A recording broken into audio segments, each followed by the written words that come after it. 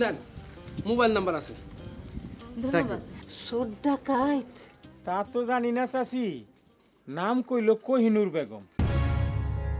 কে তুলে লয়ে যাইব তোমারে? সম্পদের লোভে না রে, সম্পর্কের দাবিতেও না, কোনো কোনো সম্বন্ধের অধিকারেও না। আমারে নিতে চায় মর্যাদার লোভে, মর্যাদার লোভে আমারে নিতে চায়। আমাদের গ্রামের এমন কাউকে খুঁজে বের করতে হবে যে কোহিনূর বেগমের জীবনের সব ঘটনা জানে। তারপর কোহিনূর বেগমের কাছে তার সব কথা জানতে হবে। তাহলে আমরা সেই চিহ্নিত লোকটিকে খুঁজে বের করতে পারবো। আমি ভুল করতেছি? হ্যাঁ, আপনি ভুল করছেন। কেন এতদিন আপনি আপনার ত্যাগের কথা, গৌরবের কথা, মহিমার কথা এই দেশ আর জাতিকে বলেননি কেন? কইলে কি হইতো? হ্যাঁ, কি হইতো কইলে?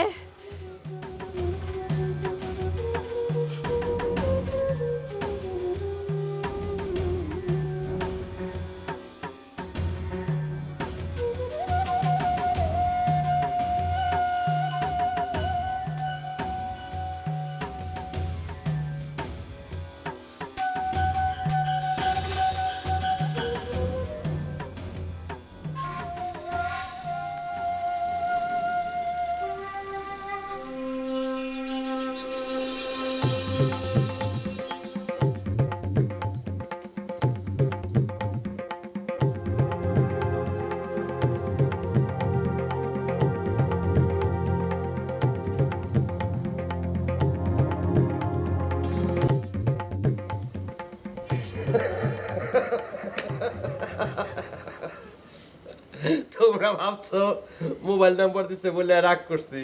রাগ করি নাই, বরং খুশি হয়েছি। আমাকে মালিকও খুশি হয়েছেন, তাই তিনি কিছু কর্মসূচি হাতে নিছেন। ওই যে এই এলাকায় মুক্তিযোদ্ধা স্ত্রী ফুলবিবি আছে না, তিনারে সম্বর্ধনা দিবেন। নগদ 1 লক্ষ টাকার চেক জনগণের সামনে তিনার হাতে তুলে দিবেন। কোন কি এতদিনে আমাকে ফুলবিবি দাদির কপাল খুইলা গেল? কপাল খুলছে না চাই। যার কপাল খোলে তার একদিনেই খোলে, যার খোলে না তার সারা জীবনেও খোলে না। ওই বুড়িতে সারা জীবন ভিক্ষা করে গেল। দেখছো কারবারটা কি করলো? একদিন টিভিতে দেখায় বাজিমাত করে দিল। শোনো কাশু, তোমাকে দুটো কথা বলে যাই। বাড়িটা সবসময় ঝকঝকে চকচকে রাখবা, সাহেব দেখলে খুশি হবে, তিনি বকশিশও দিবেন। আর আমি আসি, আবার আসবো, তবে একা না, সাহেবকে সঙ্গে নিয়ে। ভালো থাকে কাশু। আচ্ছা,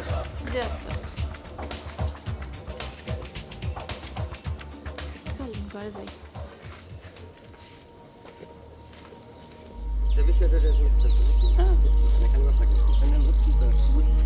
আরে মিয়া, বুঝছো কিনা ঠিক মতো এটা কও না। আমি বুঝছি তো কইলাম। আচ্ছা, যে কারণে তোমার আমি বেশি পছন্দ করি আনসার, জি, কারণ হইল এই যে আমি ঢাকা শহরে আমগো সাহেবের বিজনেস জমি জমা সবকিছু দেখাশোনা করি। জানি। আর কুসুমতলি গ্রামে সাহেবের একটা বিশাল বাগান বাড়ি, জানি। হ্যাঁ, এইটা জিনিসটা দেখে হইলে কাশেম আর কাশেমের জরি না। সাহেব যে কেন করে বেশি ভরসা করে কেন তা জানি না, কিন্তু আমার কাছে মনে হয় বালাই। যাক, আসল ঘটনা কিন্তু সেইটা না। কোন? আসল ঘটনা অন্য জায়গায়। আমাকে সাহেবের তো টাকা পয়সার কোনো অভাব নাই, 2 হাতে টাকা উড়াই বেড়ায়।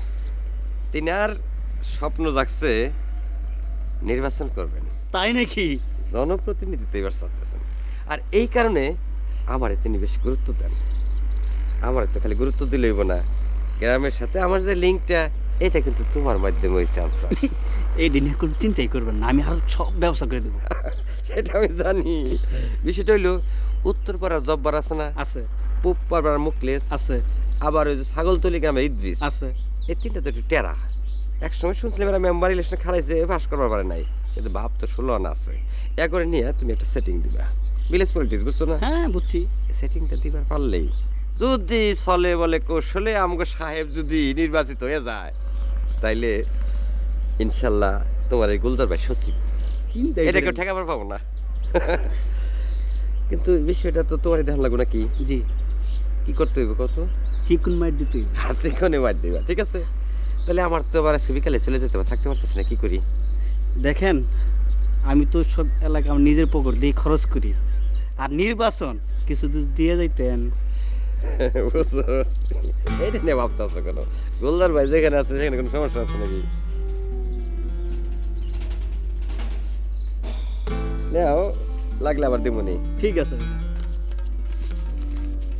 আচ্ছা, হ্যাঁ দেবনি। ঠিক আছে। আনসার, জি, যতই ঠিক থাকুক তোমার সব কথা মধ্যে আমি দেখছি ঠিক আছে, ঠিক আছে। কামের সময় কিন্তু ঠিকঠাক থাকুন চাই। অবশ্যই এটা নিয়ে কোনো চিন্তাই করেন না। আচ্ছা।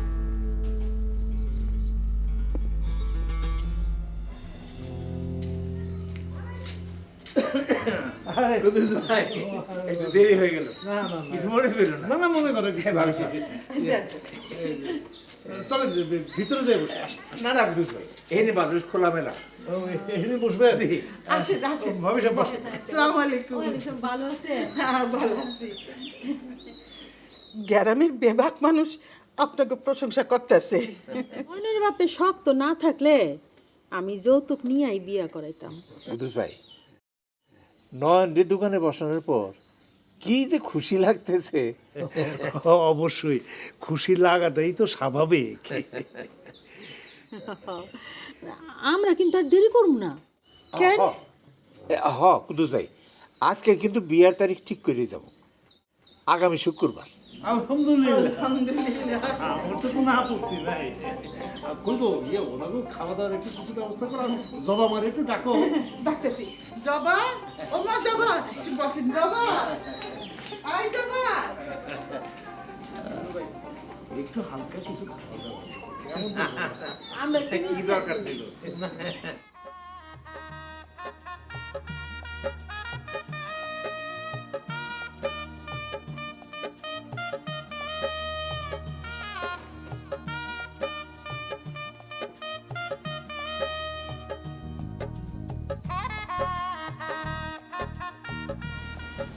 শেষ পর্যন্ত আমি তোমার বউ হিসেবে পাইলাম।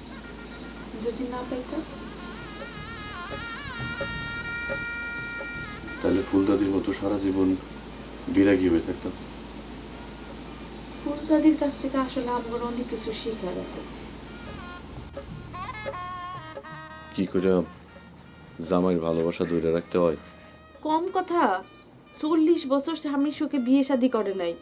এটা তো আমার কাছে বিরাট বড় একটা উদাহরণ। আমগো ভালোবাসাও কিন্তু কম না। ভালো জিনিসের ফল মিষ্টিই হয়। আর সেই মিষ্টি দেখতে তোমার মতো সুন্দর হয়। আর তুমি? মানুষ কিন্তু পুরুষ মানুষের রূপ দেখে না, রূপ দেখে মাইয়া। আর মাইয়ারা পুরুষের গুণ দেখে।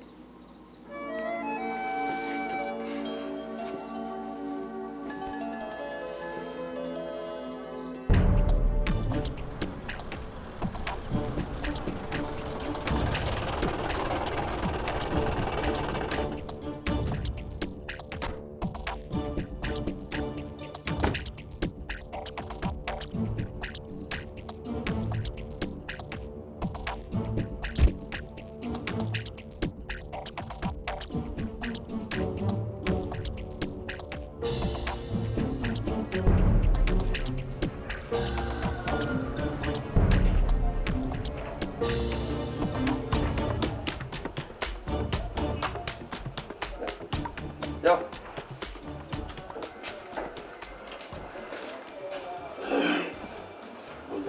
জি স্যার। সব আয়োজন ঠিক আছে তো? জি স্যার, সবকিছু একদম ঠিকঠাক। কেসটা বানানো হয়েছে ঠিক মতো?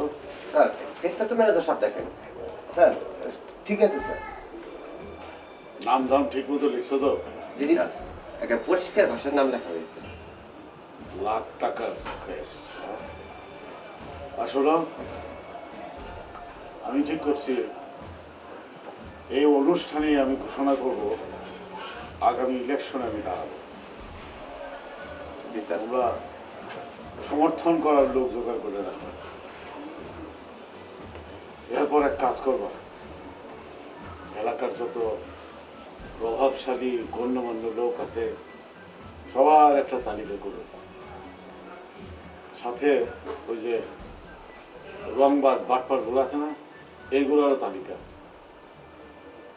এরপরে আমি একের পর এক বসবো, দেখি ইলেকশনে আমারে ওরা ঠেকায় কিভাবে?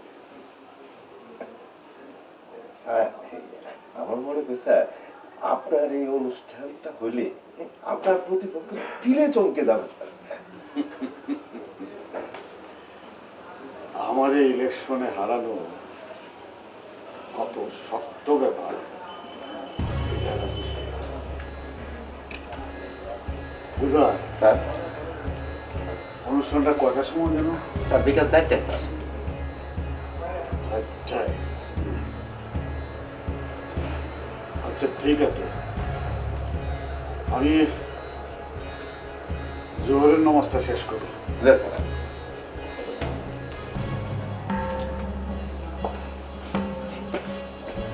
এই মানে স্যার সাড়ে 8টা নির্বাচন করবো যেতেছে এবার তো প্রিয় এলাকাবাসী, আপনারা যার জন্য এতক্ষণ ধৈর্য ধরে অপেক্ষা করছেন সেই ব্যক্তি তিনি হচ্ছেন আপনাদের এলাকার জনদরদী বিশিষ্ট সমাজসেবক আমাদের প্রাণপ্রিয় বড় ভাই জনাব শওকত আলী সাহেব। শওকত ভাইয়ের আগমন, শুভেচ্ছার স্বাগত। শওকত ভাইয়ের আগমন, শুভেচ্ছার স্বাগত। তারপরে উপস্থিত আছেন আজকের বিশেষ অতিথি আমাদের এলাকার চেয়ারম্যান জনাব মুখলেসুর রহমান। মুখলেস বারজন তালি।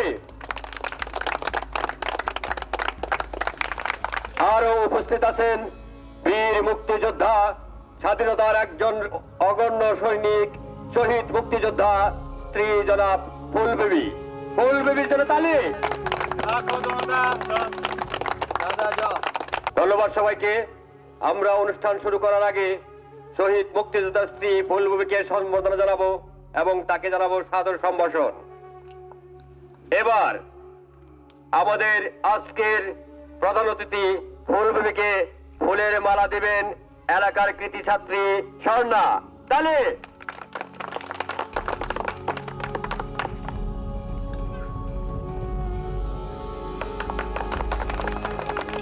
ফুলবেবী ফুলের মাল্য বরণ করলেন। এখন মুখলেসুর রহমান সাহেব আমাদের জনদরদী শওকত আলীর দেওয়া 1 লক্ষ টাকার চেন ফুলবেবীকে দান করবেন। তাহলে শওকত ভাই এগিয়ে চলো, আমরা আছি তোমার সাথে। শওকত ভাই এগিয়ে চলো, আমরা আছি তোমার সাথে। শওকত ভাই যেখানে, আমরা আছি সেখানে। আপনারা দীর্ঘক্ষণ ধৈর্য ধরে যে অনুষ্ঠানটি দেখার জন্য অপেক্ষা করছেন সেই ব্যক্তি জনদরদী, গরিবের বন্ধু, কৃষকের কাছি, শ্রমিকের সাথী, তিনি হচ্ছেন আমাদের জনদরদী জনাব শওকত আলী সাহেব। তিনি ক্রেস্ট উপহার দিবেন বীর মুক্তিযোদ্ধা শহীদ পরিবারের স্ত্রী জনাব ফুলেরা বিবিকে।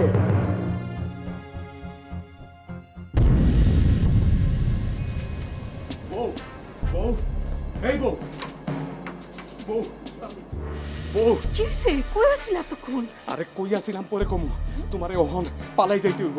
কেন? কি কি হইছে পরে কমু, তুমি এক কাজ করো, ওই বাড়ির পিছন দিয়ে পালাই যাও। কি কইতেছো? আমরা খুললে না, কি হয়েছে? শেরালি রাজাকার তার দলবল নিয়ে তোমার ধৈর্য নিতে আইতাছে। আমি তোমারে ভালায়া একলা একটা যাম। হবো তুমি যাও। শোনো, আমি জীবন দিব, তোমারে অসম্মান হইতে দিব না, তুমি যাও। শোনো, আমি মুক্তিযুদ্ধ যাবো, মুক্তিযুদ্ধে কি আছে শেরালির বদলা নিমু। তুমি যাও। আরে যাও, আমি দেখতেছি।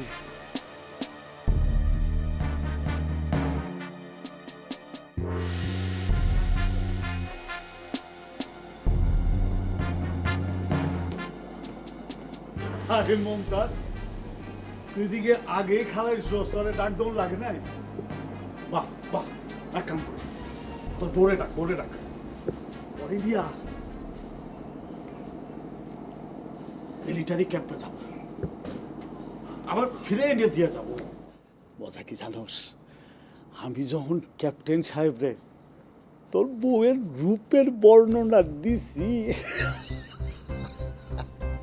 ক্যাপ্টেন সাহেব তো খুশি হইয়া পালে সাথে সাথে আইসা পড়ে। আমি বলছি না আপনি যাইয়েন না, ও তো একটা গরিব মানুষ, আপনি যাওয়ান তো শোভা পায় না। দেরি করিস না, তুই একটু তাড়াতাড়ি ডাক। কি করবো ক, বেবাক মায়া মানুষ গ্রাম ছাড়া হয়ে গেছে, তা না হইলে আরে কোহিনুর রে কি আর ক্যাপ্টেনের কাছে দে।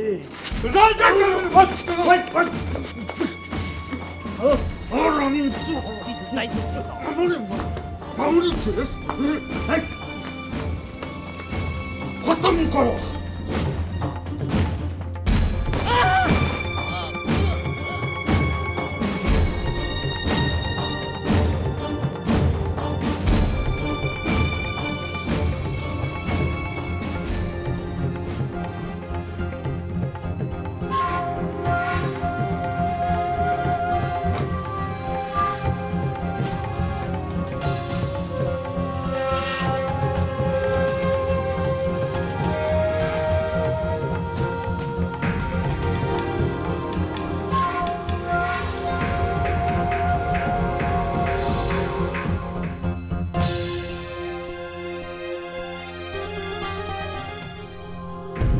আমাদের এলাকার নয়নের মণি, গরিবের বন্ধু, সমাজ সেবক জনাব শওকত আলী সাহেব দিচ্ছেন কেস।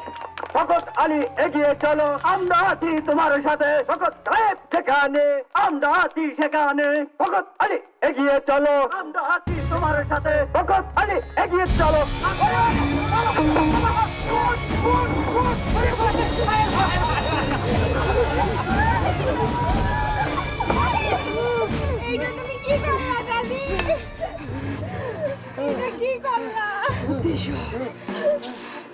প্রতিশোধ নিলাম। 40 বছর ধইরা যারে কেউ কিছু করতে পারলো না, তারে আজকে আমি মাইরা আমার স্বামীর হত্যার প্রতিশোধ নিলাম, বদলা নিলাম। এই পিশাচরে মারার জন্যই আমি এত বছর বাইসা ছিলাম, এতগুলি বছর আমি অপেক্ষা করছি, খালি অপেক্ষা করছি।